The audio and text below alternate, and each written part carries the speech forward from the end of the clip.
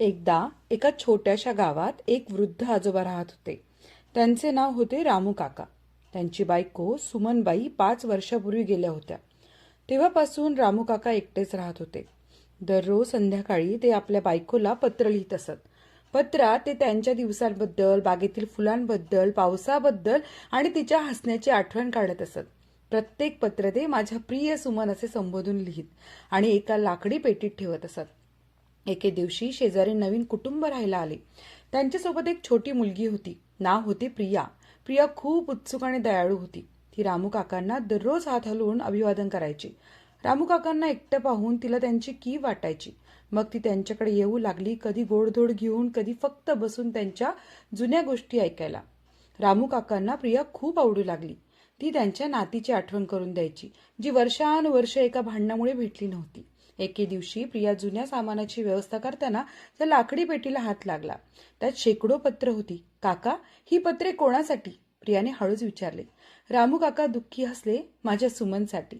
मी दररोज तिला लिहितो, जेणेकरून तिला कळेल की मी अजूनही इथे आहे, तिची आठवण काढतो आहे. प्रियाच्या डोळ्यात अश्रू आले. त्या संध्याकाळी ती घरी गेली आणि आई बाबांना सांगितले. दुसऱ्या दिवशी ते एक कल्पना घेऊन आली. काका, एक पत्र तरी पाठवूया ना, कदाचित ताईला कळेल जिथे त्या आहेत तिथे. रामू काका थांबले, पण प्रियाच्या डोळ्यातील आशा पाहून होकार दिला.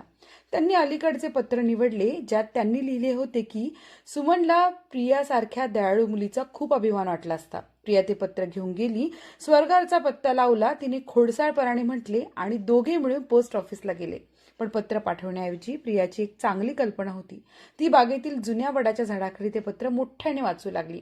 तिचा आवाज भावनांनी थरथरत होता. वाचून झाल्यावर रामू काकांनी डोळे मिटले. गालावरून अश्रू वाहत होते.